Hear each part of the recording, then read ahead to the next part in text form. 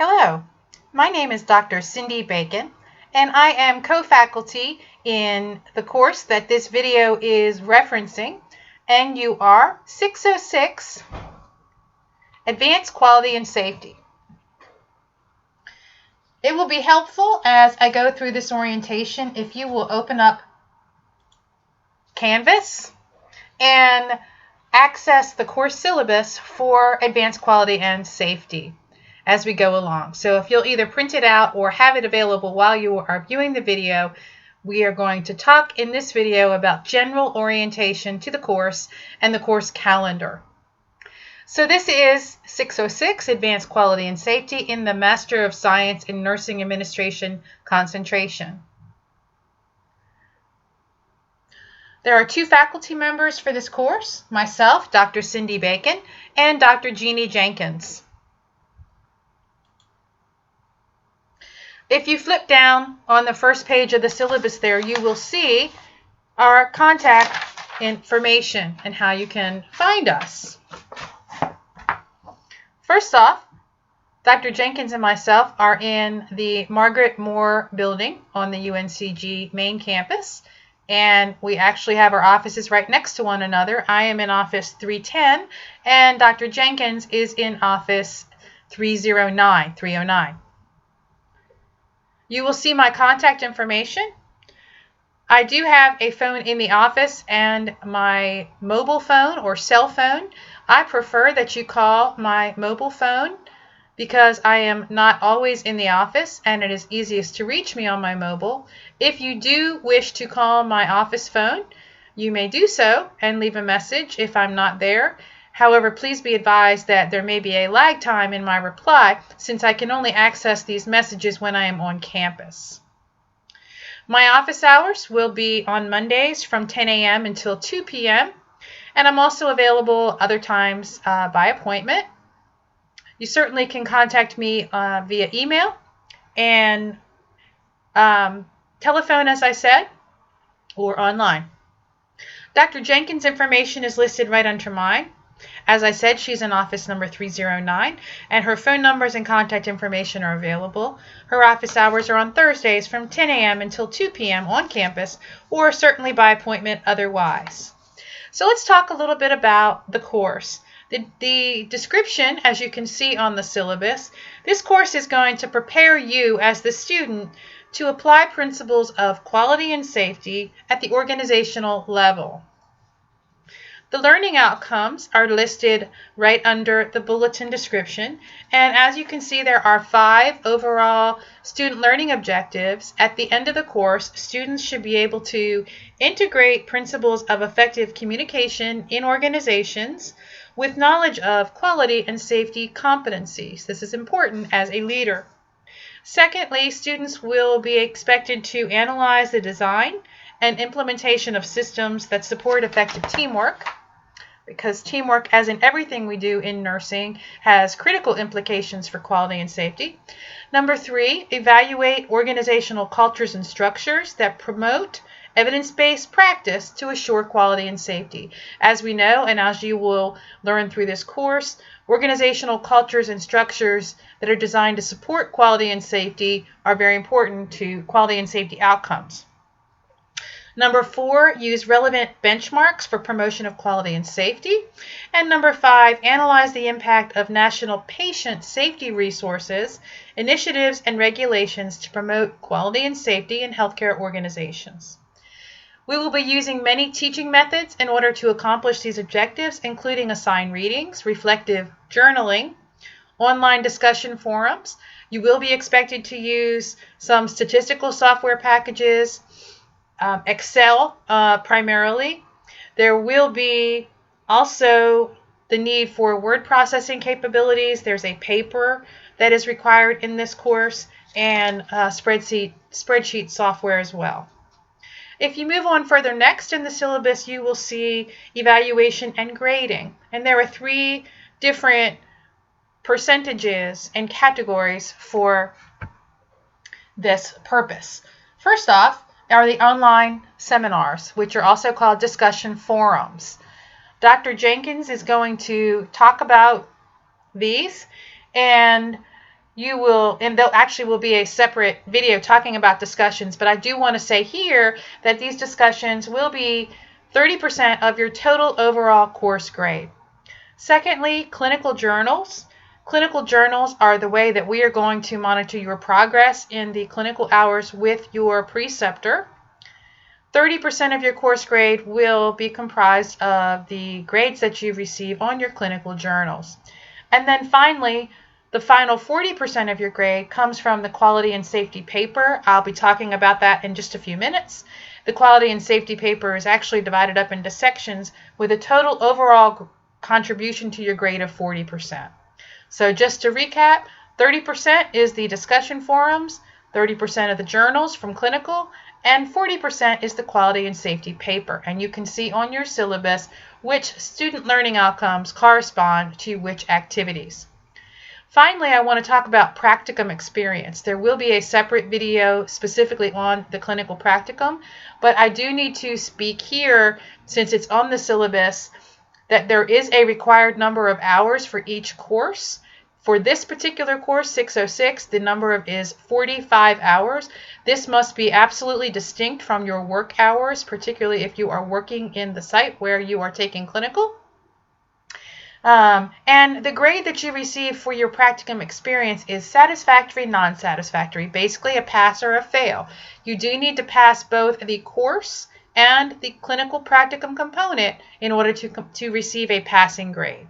So for example, if you pass the course but you don't pass clinical, you will not successfully complete the course. So both portions must be done.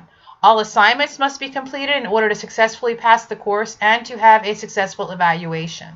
Preceptor evaluations must be turned in as designated in the specific instructions that we will give you later. They must be completed, signed, and submitted to the faculty before any course grades will be assigned or released. I do want to make sure you know that if you have any questions or concerns at any time during the course about your grade, you do need to contact myself or Dr. Jenkins, and we will talk with you one-on-one in a in-person, online, email, telephone, whatever, appointment to discuss it. The grading scale is next, and you will see here that we do follow the grading scale for the specialty courses. This is what's typical in your graduate nursing administration courses. For example, 93 to 100 is the grade of an A, so this is a 7-point scale. Next on the syllabus, I do want to talk about late work. There is an expectation that assignments will be completed and completed on time.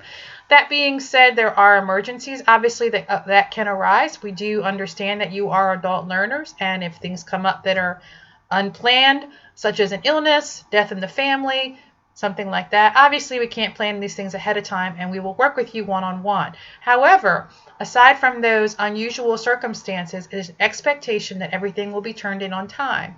If not, there will be a 10-point penalty per day for late assignments.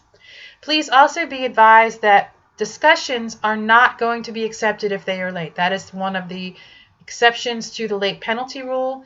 Late discussion board penalties will not be accepted because these are forums that depend on one another for feedback and for relevant discussions and postings among one another. If something is going to be late, except for the rare circumstance, you must contact faculty prior to the due date to arrange for any special compensation or circumstances. Moving on, I'm now on page 3 of the syllabus, looking at the required text. There are 3, and I think I have them here that I can hold up and show you. Number 1, this is Patrice Spaeth's book, Introduction to Healthcare Quality Management, the 2nd edition. That will be the primary textbook for the course.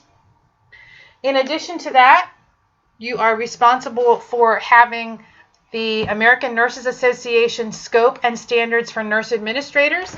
And I don't know that I have that to hold up right here. I don't have it at my fingertips, but you can see it on the syllabus. And then finally, the APA manual, the 2010 6th edition version, is very important. There's also listed suggested resources that will be very, very helpful for you in this course. Because we're talking about quality and safety and it's such a very important topic, some of the information that we need in the most current information is available on websites through professional organizations such as the Agency for Healthcare Research and Quality, or AHRQ, the Institute for Healthcare Improvement, IHI, etc. These are all good places to find up-to-date and current information on healthcare, and they're listed on your syllabus. You will see next on the syllabus the criteria for assignments for achieving those learning outcomes. And you can read through those. Like I said, Dr. Jenkins and I are going to post a specific video on the discussion board. So I'm going to skip over that and let you read that. Secondly, the practicum experience journals. We will have a separate video for that as well. I am going to talk about the third thing, which is the quality and safety paper. This is an assignment, again, that's 40% of your total grade. This assignment will consist of 3 separate parts, as indicated on the syllabus. Number 1, the quality and safety paper part 1 will be 10% of that 40% overall. In this paper, you're going to address a topic or issue related to quality and safety. You're going to pick the topic, and you will talk about introducing the topic. Why is it important to nursing? What is the scope of the issue? What theoretical support do you have to support why this is an important topic? What is the theory behind it? What are the regulations related to the issue? And what is current best practice evidence to assure healthcare quality and safety around the specific issue? There is a rubric that is listed on Blackboard. And I got to look through quickly to see if it's on the actual syllabus itself. I can't remember if we put it there. Hang on. No. So we will have to refer to Canvas for that information.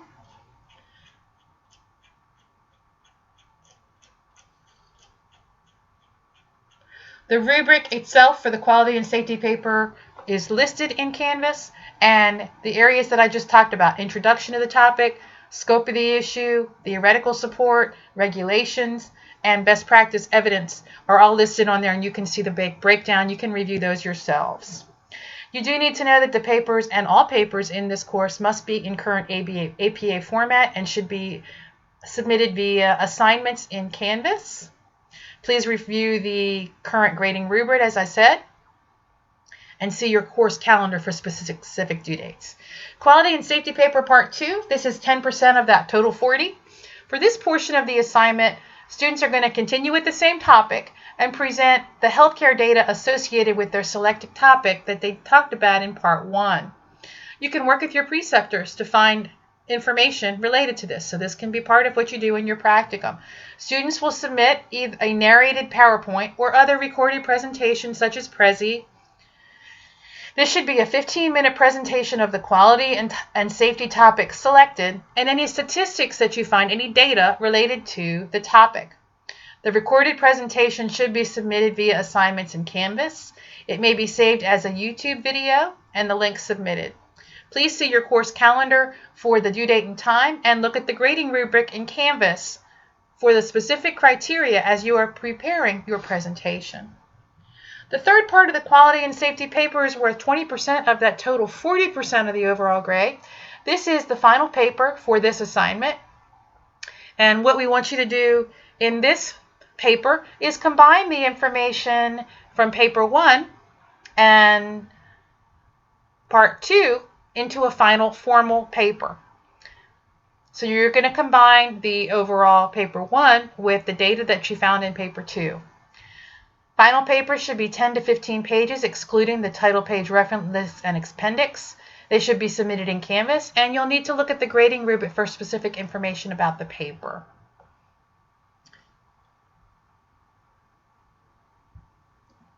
The next item on your syllabus refers to academic integrity. It is very important that you are familiar with the academic integrity policy here at UNCG.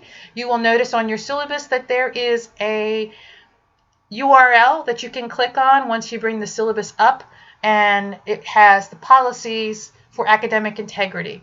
Please also know that all major coursework, this includes assignments, discussion boards, Clinical journals must have the academic integrity statement on the actual document. Papers will not be graded and not be accepted without the statement. The statement simply states, I have abided by the academic integrity policy on this assignment, and has your signature. Pretty straightforward. Okay, the next item on the syllabus is the attendance policy. And this, again, I realize you all are adult learners, but I do need to make sure that it is very clear that regular attendance and active participation in the course is expected in order to meet the learning objectives of the course. If you know you're going to be absent or late from a synchronous class meaning is where we actually meet all together at the same time online. We won't be doing that for this course, but it is your responsibility, if you have some portion due of an assignment or a discussion board, to communicate with the faculty if there's going to be some reason that you cannot complete the assignment, as I talked about earlier. Unexcused absences and tardiness is not acceptable, and it will influence the final grade in the course. Due dates for all assignments are available on the course calendar and given to you from day one, so please plan accordingly. It is your responsibility as a student to initiate discussion with the faculty about any work that may need to be made up due to any absences that we deem excused. However, Dr. Jenkins and I make the determination that something is excused or not you. So you need to contact us and let us know. We give you our cell numbers, we give you our email addresses. You can contact us at any time with an emergency, and we will get back to you. Final exam schedule is the next item. There is not a final exam for this course. You do need to know that about the drop policy for UNCG. Consistent with UNCG policies, the last day to withdraw from a course without incurring a withdrawal failing or WF grade is Friday, March 4th of 2016.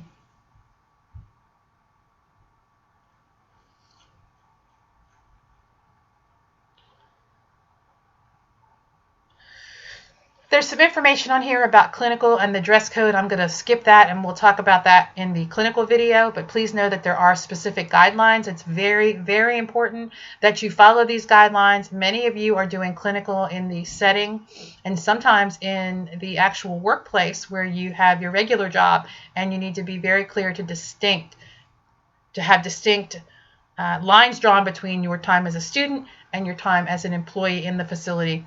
You need to appropriately dress and wear your student identification at all times so that you can be distinguished in the student role. Again, we'll talk about that further, but please note it in the syllabus.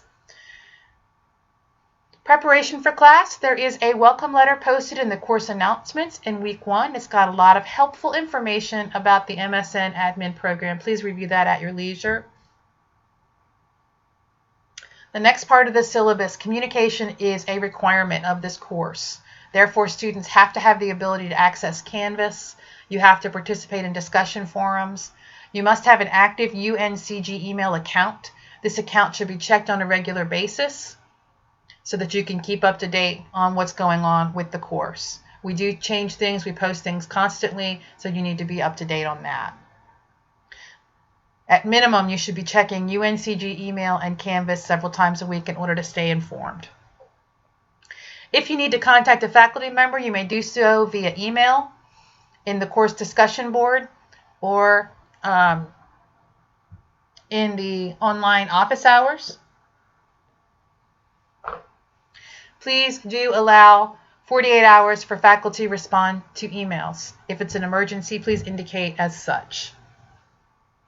Please also be advised that there is of the faculty role in electronic discussion forums. Faculty are going to regularly monitor all class online activity and will only join the discussion if there is a significant divergence from the assignment.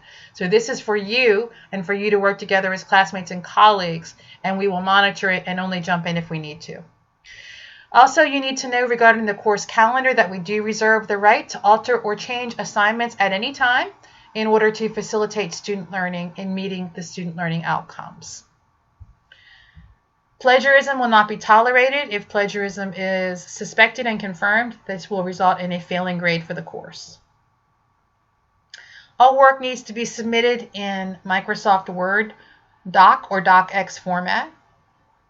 and conform to the APA guidelines.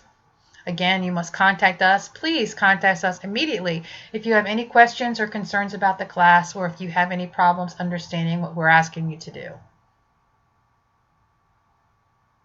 And you can see in the syllabus there's a link to APA guidelines. Disabilities. If you are aware of any factor that may impact your performance in the class, it is your responsibility to contact the professor. We expect this immediately at the beginning of the semester, because if you do have a disability that we need to accommodate, we need to know about it. So if this applies to you, please see the Office of Disability Services for resources available at UNCG. All right, I'm next going to talk about the course calendar, which is located on page 8 of the syllabus. Here you can see that we have listed each week the modules, the topic, and the assignments due. So for example, in the far left column, you will see week 1. In the middle column, building blocks of quality in healthcare. That's week 1's topic. And then there's no specific assignment due on week 1. This continues down week 1 all the way through week 16. We'll list all the topics and the assignments due for each individual week. You also need to refer to the modules. This is a general overall calendar, but the modules will spell out specifically the routes that you should refer to and all of the information that you need for the course. I'm going to stop here. This will end our general orientation video for the course, and I do ask you to please look at the other videos, the discussion forum video and the clinical practicum video to follow once they are posted. Thank you. Welcome to 606, and Dr. Jenkins and I are really excited to have you on board with us as we talk about quality and safety. Thank you.